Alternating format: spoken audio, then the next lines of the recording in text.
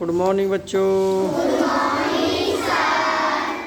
Please sit down. Thank you sir. सब लोग कैसे हैं? अच्छे। कोई बच्चा ध्यान, सब बच्चे देखिए, हमारा जवाहर नवोदय विद्यालय प्रवेश परीक्षा विषय भाषा हिंदी अंक 36 MD अकेडमी वैशाबाद चैनल 94 12 158 व्हाट्सएप नंबर है। तो देखिए, भाषा पर कबीर का जबरदस्त अधिकार था। क्या था? अधिकार। किसका अधिकार था? कबीरदास जी का। वे वाणी के डिटेक्टर थे, डिक्टेटर थे। वाणी के क्या थे? डिक्टेटर। जिस बात को उन्होंने जिस रूप में प्रकट करना चाहा, उसी का रूप में भाषा से कहलवा लिया और बन गया। तो सीधे सीधे, नहीं तो दरेरा देकर भाषा कुछ कबीर के सामने लाचार सी नजर आती है। कैसी नजर आती है भाषा? लाचार सी। उसमें मानो ऐसी हिम्मत नहीं कि इस लापरवाही पकड़ की किसी फरमाइश को नहीं कर सके और कहानी अनकहनी को रूप देकर मनोग्राही बना देने की तो जैसी ताकत कबीर की भाषा में है, वैसी बहुत कम लेखकों में पाई जाती है। कबीरदास जी की वाणी में बहुत शक्ति है और पकड़ है। ठीक है, तो अब देखिए, पहला क्वेश्चन है हमारा, कबीर की वाणी के विषय में क्या कहा गया है। नंबर 1, कबीर वाणी के महापंडित थे। नंबर 2, कबीर वाणी के धनी थे। नंबर 3, कबीर वाणी के डिक्टेटर थे। नंबर 4, कबीर वाणी के लोकनायक थे। किसको पता है?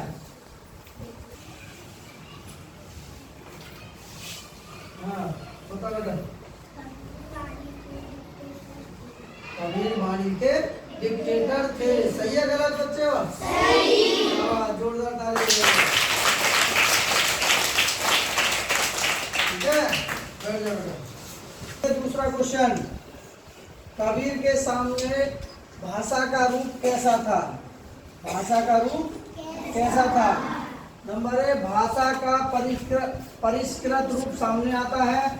नंबर 2, भाषा लाचार सी नजर आती है।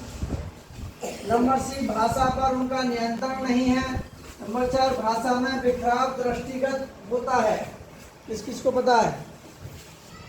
मतलब क्या है? भाषा लाचार सी नजर आती है। भाषा लाचार सी नजर आती है। सही है गलत? सही। चल जाइए। पहले में हमारा कौन सा था? नहीं, सुनो, पहला क्वेश्चन तो हो गया ना। तो कबीर कैसे थे? डिक्टेटर थे। इसको बॉक्स में बंद कर देते हैं। दूसरा है, कबीर के सामने भाषा का रूप कैसा था? तो इसने बताया है, भाषा लाचार सी नजर आती है। यही इसका राइट आंसर है, इसका ये था।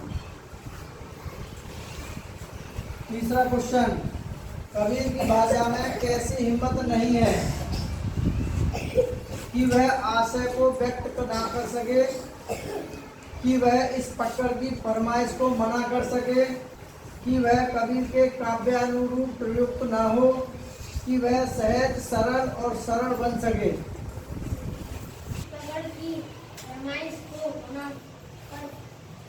हाँ, शाबाश।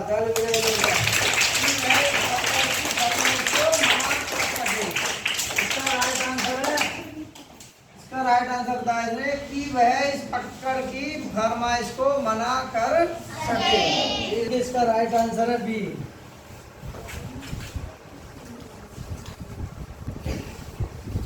ठीक है,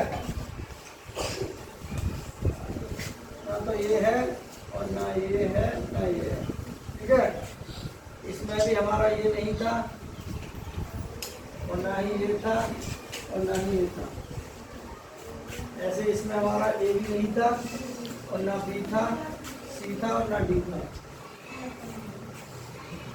चौथा क्वेश्चन, अनुच्छेद में निम्न में से कौन सा विलोम शब्द युग्म दिया गया है? विलोम शब्द युग्म कौन सा है? तो देखिए, प्रकट, एप्रकट नहीं, गलत है। हिम्मत, दुर्बलता, ये भी गलत है।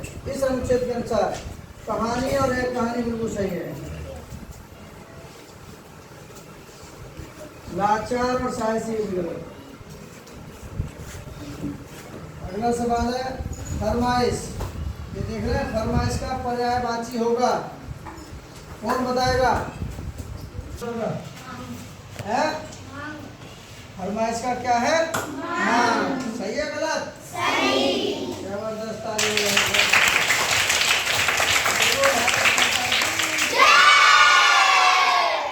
गणपति बप्पा। बहुत अच्छा सवाल है कि फरमाइश का पर्यायवाची है मांग। पहला इसका राइट आंसर है। ना पुरस्कार है, ना लेना है, ना इनाम है।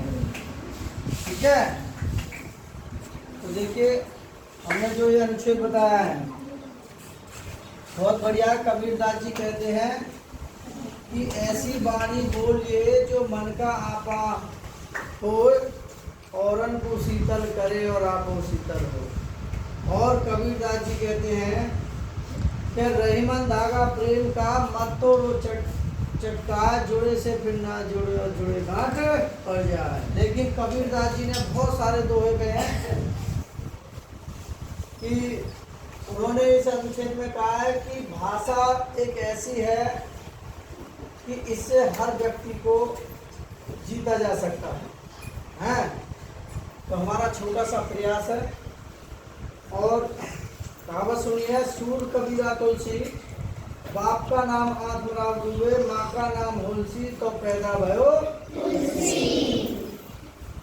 कबीरदास जी के पिताजी का नाम आत्मराव दुबे था, माँ का नाम होलसी था, तब जाकर पैदा हुआ तुलसी।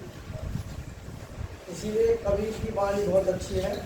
उन्होंने बहुत भाषा को अच्छी तरह से अपने दोहा में कभी प्रकट किया है। ठीक है, वीडियो अच्छी लगे तो लाइक करें, शेयर करें, सब्सक्राइब करें।